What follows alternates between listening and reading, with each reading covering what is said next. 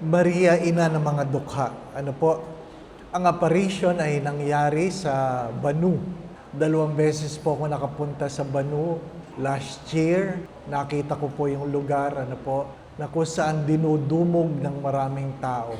Ano po ba ang mensahe ng ina ng mga dukha, Our Lady of the Poor? Ang sinabi po ng ina, ako ang kagalingan.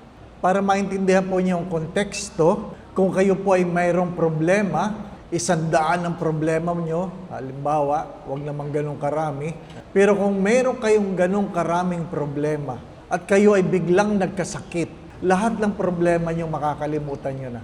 Magiging isa lang ang problema niyo, ang inyong karamdaman.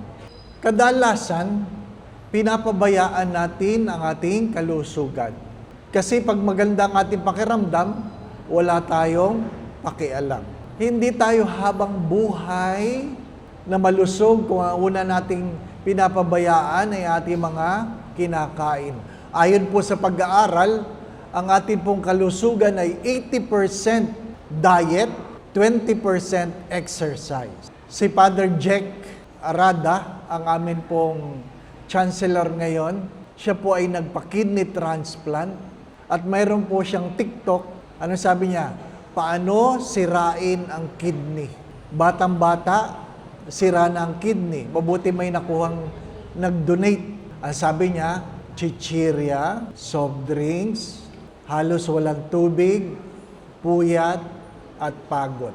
Ganun lang kabilis. Mabuti kung mayroong nakukuhang donor. Meron po kami isang bagong, hindi naman bagong pari, pero bagong nagda-dialysis. Nasira ang kidney. Pag kayo po ay nag-dialysis na, ay hindi nyo alam kung hanggang kailan na lang kayo. Kasi pwedeng bumigay ang ugat na hindi mo inaasahan at ang problema nun ay hanggang kailan. Bakit ko po sinasabi sa inyo ito? Dahil kahit gaano kayo kayaman, pag kayo nagkaroon ng kasakit, bigla kayong kaanib ng mahirap. Ano ang sinasabing dukha? Ang mga dukha ay hindi yung mga walang pera. Ang mga dukha, yung merong karamdaman. Wala nang dudukha, wala nang hihirap sa mga taong may karamdaman. Nag-anoint po ako ng isang mayaman na kung saan yung kanya pong sala, mas malaki sa simbahang ito. So naintindihan nyo na kung gaano siya kayaman. Pagpasok mong ganyan, namangha ka. At tinatanong ko, nasan po si ganon? Nasa kwarto po. Umakyat ako sa kwarto. Maliit lang yung kwarto. Nagkwentuhan kami. Sabi niya, tingnan mo, Father, kahit gaano kalaki ang bahay mo, pag ikaw ay naka-wheelchair na lang, hanggang doon ka na lang sa kwarto. Hindi mo alam kung hanggang saan ka makakarating. May pera ka, pero hindi mo naiikot ang bahay mo. May pera ka, pero hindi mo nakakain yung gusto mong kainin. Nakakabili ka ng magandang kama, pero hindi ka nakakabili ng tulog. Nakakabili ka ng pagkain, pero hindi mo nabibili ang panlasa. Nakakabili ka ng gamot, pero hindi ka nakakabili ng kalusugan. Yun ang problema ng may sakit. Kaya nung ako po'y na-stroke 3 years ago, at nagpapasalamat ako sa mga nagdasal, habang wala pong pakiramdam ang aking buong katawan, inamin ko po at sinasabi ko po sa Diyos, Lord, kung gulay, patay na lang. Kasi siguro pag ikaw ay gulay, kaya siguro magtiis ng mga ilang taon. Pero hanggang kailan? Ikalawa, yung mag-aalaga, hanggang kailan magtitiis? Ikatlo, kung napapansin ninyo, kung kayo po'y may inaalaga ang may sakit, masungit, mainit ang ulo, hindi kasi magandang pakiramdam. Isipin nyo, na-stroke ako. Walang hindi maigalaw ang aking buong katawan. Sa awa at biyaya ng Diyos, pagdating na 2 araw, naibalik yung pakiramdam na aking kamay at paa. Sa 3 araw, yun pong PT, sabi nila, habang maaga pa, Father, mag-therapy na tayo. Habang hindi pa daw tumitigas yung laman-laman. Isipin nyo, on the 3rd day, 3 araw pa lang yun, ibinaba ako sa PT. Inuunat-unat yung paa ninyo, inuunat-unat yung braso ninyo, masakit. Nahihiya lang ako kasi pari ako. Pero masakit. Yung pinapalakad ka, ikaw ay, yung paa ay pinipilit doon sa gumagalaw na bisikletang ganyan. Isipin nyo na lang yung ibang matagal ng nakatenga. Masakit, di po ba? Ano? At sa ayaw at sa gusto ninyo, magsisimula kayong maawa sa sarili ninyo. Kaya yung paliwanag ng mahal na biren sa dukha, ang sabi niya, hindi lang yung walang pera. Ang tunay na dukha ay ikaw ay walang magawa. Yung akin pong barkada na mahilig magkarera dyan sa Ortigas dati, nagkakarera sila, drug racing noon. Bagamat hinuhuli, nakakalusot, na disgrasya, ay dinalaw ko sa hospital. Ay di nakabalot, nakatali ang katawan, bali-bali, ano po. Sabi ko, kumusta ka? Umiiyak, mayaman yun, umiiyak. Sabi ko, ba't ka naiyak? Sabi niya, kanina pa ako inis sa langaw. Kasi nilalangaw yung mukha, hindi niya mabugaw. Ano po? Ay, nakatigas ang katawan, di po ba? Ano? Ay talagang nakakaawa. Buhay ka, pero ikaw ay kaawa-awa. May pera ka, pero hindi lahat ng iyong caregiver nandyan. Nung sinasabi nga sa akin, Father, ililipat na po kayo sa ICU. Simula sa emergency room. Sabi ko, alam ka naman sabi ko, hindi. Paralyzed ka naman, wala kang magagawa, di po ba na? Pero Father, bago po tayo ilipat, magda-diaper po kayo. Ay, nako, ang hirap. Mahirap. Bakit? Siyempre, pag nag-diaper ka, huhubaran ka, di po ba? Ano? Yun lang ini-imagine ko na, huhubaran ako, hirap na ako hindi po ba? Ano? Ang problema no, ako po'y na-stroke, hindi ko maimulat ang aking mga mata. Apektado po yung aking mata eh. Ang meron lang ay bibig at tenga. So, nung sinasabing, uhubaran po, di nag-i-imagine ako sino yung mga tao dyan. Sino? Ang hirap nun. Kaya nung naranasan ko yun, pinaliwanag ko sa mga pari, pinaliwanag ko sa mga madre. Sabi ko, ikaw sister, feeling mo, hindi tatanggalin yung abito mo. Diba? Yung kayo ay walang magawa, isang kadukhaan yun. Naintindihan po ninyo? At yun ang pagpapaliwanag ng mahal na biren. Dukha ka, hindi dahil wala kang pera, kundi dahil wala kang magawa. Mahirap yung walang pera, pero mas mahirap ang pagiging dukha, na kung saan nag-aantay ka ng awa. Tanggapin natin ang katotohanan. Merong matatandang may sakit na pinapabayaan ng sariling kamag-anakan. Mayayaman ang panghi ng diaper. Bakit? Hindi pinapalitan. May pera ka, pero naintindihan mo ngayon na walang magagawa ang pera mo kung walang taong mahabag sa iyo. May pera ka. At nakakalimutan natin pagkamisan na akala natin ang solusyon sa buhay ay pera. Mananabi ako.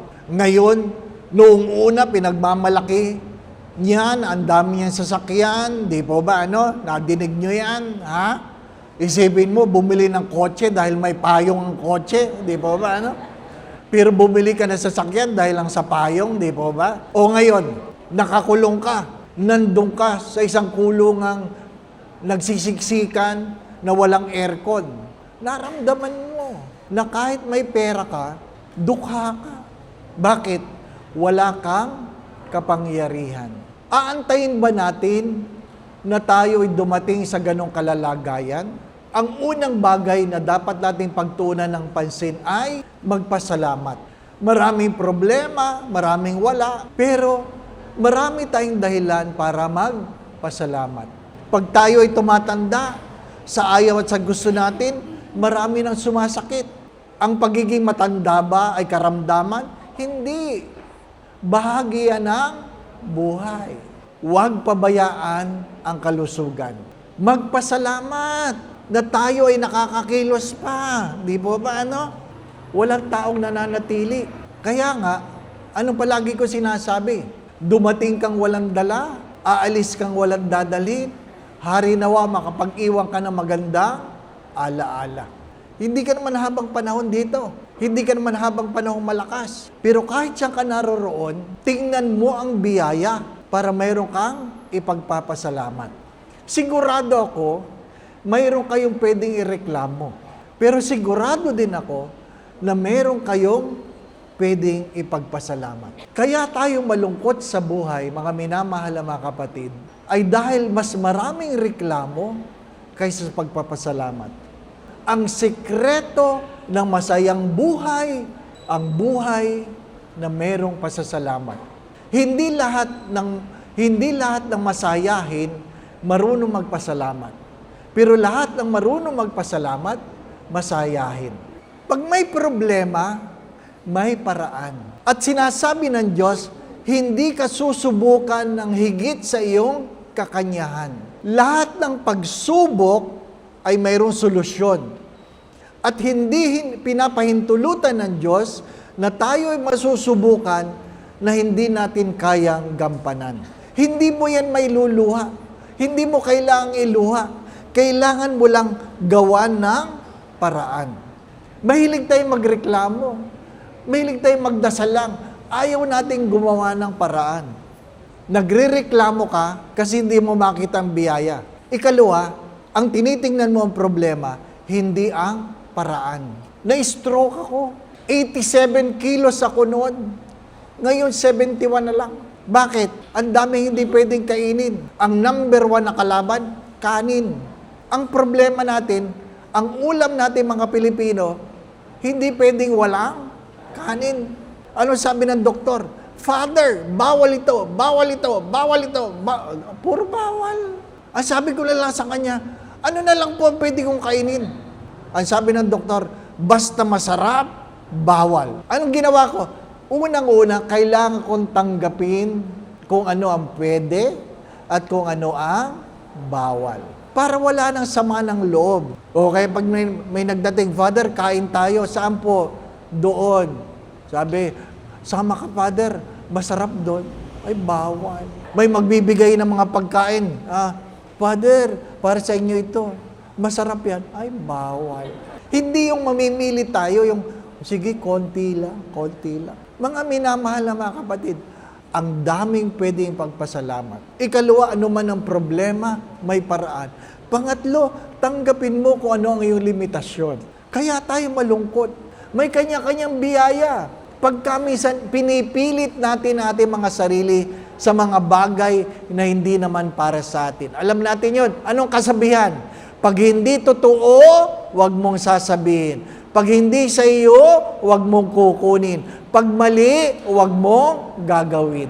Hindi mo dapat ikainggit ang meron sa iba. Sapagkat pagkamisan, kung ano ang meron ka, yun din ang pangarap nila. At ang pang-apat, huwag mawala ng pag-asa. Kamakailan po, ang aking kaibigan, nag-celebrate ng birthday.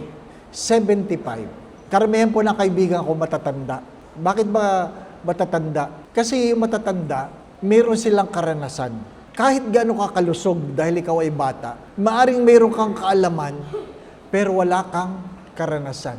Matututunan mo ang karanasan sa kwento ng matatanda. Minsan, sasabihin nila, ulit-ulit sila nung panahon namin. Pero ang dami nilang pwedeng ituro sa atin. Yung mga nirereklamo natin ngayon, walang-wala yan sa kanila. Ngayon, pag nagbukas ka ng laptop, pag on mo, labas na kagad. Di po ba, ano? Noon, pag on mo ng computer, magkakape ka pa. Ang tagal mag-boot, di po ba, ano? Tapos, ang mga bata ngayon, napaka-mainipin. Bago ka magreklamo, pag-aralan mo muna ang karanasan ng ibang tao. Yung mga anak, huwag kayong magrereklamo sa inyong mga magulang. Hinubog sila ng sarili nilang karanasan. Whether you like it or not, we are a product of our own experiences. Kaya yung mga magulang, kahit nakukulitan ng mga anak, magkwento kayo para naintindihan nila ang ating mga pinanggalingan. At pag naintindihan nila, saka lang sila makakakuha ng aral kung bakit tayo ganyan. Naalala niyo yung babae na dinamdam ang problema. Anong ginawa niya sa problema niya? Inilakad niya, di ba ba? No? Nakarating siya ng Pangasinan, di ba ba? Panglima, ang buhay ay mas mahirap kung ang ating hinahanap ay comfort. Naghanap lang tayo ng madali. May mga bagay, kung gusto nating tayo umunlad, yapusin natin ang hirap. Discipline is never about punishment. Discipline is embracing certain habits so that we will be able to live a life of excellence and distinctions. We can never obtain mastery without discipline. Walang magandang ugali na hindi dumaan sa disiplina. Pero ang malungkot na kwento, ang pangit na ugali ay produkto din ng kawalan ng disiplina.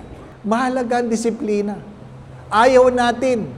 Kasi feeling natin, binabantayan tayo. Ayaw natin, kasi feeling natin, sinasakal tayo. Ayaw natin dahil pinagbabawalan tayo. Hindi. Disiplina yan. Ang pagiging dukha ay kahit kailan hindi ninanais ng Diyos. Hindi hinahangad ng Diyos na ikaw ay baldado. Pero anong magandang balita? Sa gitna ng kadukhaan, mayroong isang ina na hindi ka iiwanan. Isa sa sinabi ng mahal na biren sa Banu, sabi niya, kung mananalig ka sa akin, mananalig ako sa iyo. Sapagkat ang pumipigil sa ating pag-unlad ay kawalan ng pananalig sa sarili nating kakanyahan. The moment we limit God by our own limitations, then we limit ourselves. Kaya pag ako'y nag-a-anoint ng may sakit, tinatanong ko, Nanay, naniniwala ka ba na ikaw ay gagaling? Dahil kahit ano ang sabihin ng Diyos at walang pananalig ang may sakit, hindi siya gagaling. Kaya tinatanong ng Diyos, naniniwala ka ba na kaya ko itong gawin? Hindi lahat ng may sakit gumaling. Yun lang merong pananalig. Kaya pag sinabi, ay hindi na ako uunlad, hindi na kami makakalis sa kahirapan, hindi na talaga kayo makakalis. Kaya sabi, Nanay, naniniwala ka bang gagaling ka? At sabi ng isang matanda, Father, pakiramdam ko, hindi na ako gagaling. Dinaritso ko, Nanay, huwag na kayo uminom ng gamot. Bakit, Father? Hindi na kayo gagaling. Sapagkat kayo po nagsasabi sa sarili nyo na hindi na kayo gagaling. Kahit gano'n kakabaldado, kung naniniwala ka na ikaw ay makakalakad, gagawa ka ng paraan, makakalakad ka. Pag ikaw ay binigyan mo ng hamon ng iyong sarili, dahil meron kang pananalig, at pag ikaw ay pinagpala, magkakaroon ng kaganapan ang iyong mga panalangin. Sapagkat ang mga taong walang pangarap ay walang bukas. Nasusulat yan sa Aklat ng Karunungan. Ang sino mang walang pangarap, walang bukas. People without a vision perish. Kung naalala niyo yung kaibigan ko, nagdiwang ng 75 birthday, dati siyang working student. Pero sa kanya pagsusumikap, isa siya sa may-ari ng Togo Shipping. Alam niyo yung Roro, Togo. Ano sabi niya? Hindi ko yan lubos maisip. Ang meron lang ako ay pangarap. Again, don't limit God by your own limitation. Dahil kahit gaano tayo kadukha, ang sabi ng mahal na biren, kung maniniwala ka, maniniwala ako sa iyo. Yung doktor nga nawala ng pag-asa sa akin. Pero hindi ko inilagay sa kamay ng doktor ang aking bukas. Ang palagi ko lang dinadasal, kahit walang maggalaw ang aking katawan, ang panalangin ni Padre Pio, stay with me, Lord. Our Lady can only believe if you are able to believe. Mga minamahal na mga kapatid, magsimula sa pasasalamat. Huwag sa problema, huwag sa reklamo. Hindi matatapos ang reklamo.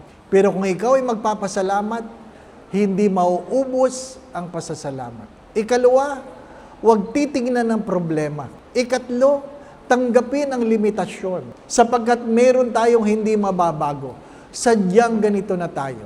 Pang-apat, huwag mawawala ng pag-asa. Pang-lima, maniwala ka. Dahil ang mahal na Birhen, ang ina ng mga dukha, mismo nagsasabing maniwala ka. If you believe in yourself, I believe in you. Kahit ang Diyos, inamin niya na ang kanyang mga kamag-anakan ay hindi nakakita ng milagro. Hindi dahil hindi niya kaya, kundi dahil hindi sila naniwala. Simpleng-simple ang imahin ng ina ng mga dukha. Simple na nakatungo sapagkat nagpapaalala siya sa iyo at sa akin na mayroong isang inang naniniwala sa iyo. Sumainyo ang Panginoon. Magsitungo kayo at hingin ang pagpapala ng Diyos. Ama naming mapagmahal, hipuin mo po itong iyong mga anak. Kilala mo sila, Panginoon. Alam mo po ang kailang mga pinagdadaanan sa buhay. Nasaksihan mo ang kailang mga pagtawa at pagluha, kahinaan at kalakasan, mga kabiguan at tagumpay. Batid mo rin ang kailang mga pangarap, hindi lang para sa kailang mga sarili, kundi para sa kailang mga mahal sa buhay. Panginoon, kalugdan mo sila. Lukuban mo sila ng iyong banal na Espiritu. Nawa po'y patuloy mo silang ingatan, ilayo mo sila sa lahat ng uri ng kapahamakan. Patuloy mo silang pagkaluban ng kalakasan, kalusugan, kung meron man sa kanilang may karamdaman, Panginoon. Sa makapangyarihang pangalan ng iyong anak na si Jesus na taga Nazaret, pagkaluban mo sila nakagaling. Panginoon, sa isang salita mo lamang ay gagaling sila. Maging yan ay cancer, hypertension, diabetes, kung ano man, Panginoon. Kung inyo po nanaisin, sila po ay iyong gagaling. Panginoon, kung meron man sila mga pinagdadaan ng suliranin o problema, tuwangan mo sila. Alisin mo ang kailang mga pagkatakot at pangamba. Dagdagan mo po ang kailang pananalig at pananampalataya sa iyo. Idinudulog ko po ang kailang mga pamilya saan man naroroon. Nawa po ang kailang mga pamilya ay pagharian mo ng pagmamahalan, pagkakaisa, pagkakasundo-sundo, kapayapaan, kasayahan, puspos ng pag-ibig at kasaganahan. Kung meron man pong hidwaan, Panginoon, pagkasunduin mo sila. Kung meron mang kahirapan, kasalatan, tulungan mo silang makaahon sa kahirapan. Ama naming mapagmahal, itinataas ko po ang panalangin ng iyong mga anak na narito. Nawa po sa tulong at panalangin mga banal, lalong-lalo na ng ina ng mga dukha. Si San Jose ang tapat niyang esposo, pagpalain mo po ang bawat isa o Ama. Sa ngalan ng Ama, Anak, at ng Espiritu Santo. Amen.